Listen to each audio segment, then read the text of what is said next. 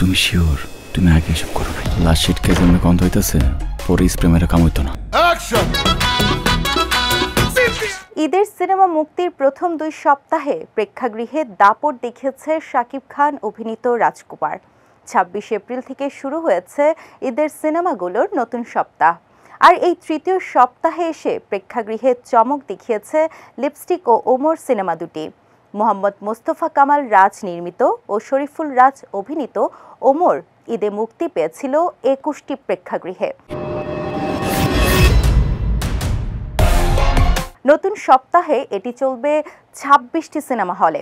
অন্যদিকে বড় চমক দেখালো ঈদের আরেক সিনেমা লিপস্টিক।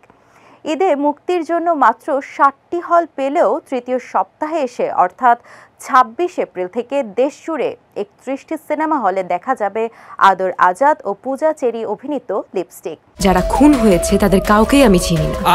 আপনি ঠিক আছেন তো? সহজেই আঁচ করা যায় হল মালিকেরা ছবিটির মধ্যে হয়তো সম্ভাবনা দেখতে পাচ্ছেন, তবে সেই সম্ভাবনা বাস্তবে ইতিবাচক ফল বয়ে আনে কিনা তা জানা যাবে সপ্তাহের শেষে। 2 সিনেমার হল সংখ্যা বাড়ার ফলে ঈদের অন্য চলচ্চিত্রগুলোর হল কমেছে এমনটাই ধারণা করা যাচ্ছে। যেমন মিশুক মনি নির্মিত দেয়ালের দেশ ঈদের দিন থেকে চলছিল 13টি প্রেক্ষাগৃহে।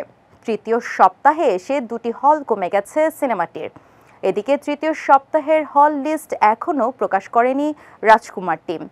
তবে ছবিটি স্টার সিনেপ্লেক্সে দ্বিতীয় সপ্তাহেও ব্যবসার দিক থেকে শীর্ষে রয়েছে বলে নিশ্চিত করেছে প্রযোজনা প্রতিষ্ঠান ও সিনেপ্লেক্স কর্তৃপক্ষ। একমাত্র ওয়ালটন এসি দিচ্ছে 1 বছরের রিপ্লেসমেন্ট গ্যারান্টি এবং কম্প্রেসরের 10 বছরের গ্যারান্টি। এবার ঈদে মুক্তি পাওয়া অন্যান্য চলচ্চিত্রগুলোর মধ্যে জিন 2 ছাড়া অন্য কোনো সিনেমা ন্যূনতম সাড়া পায়নি বলে জানা গেছে।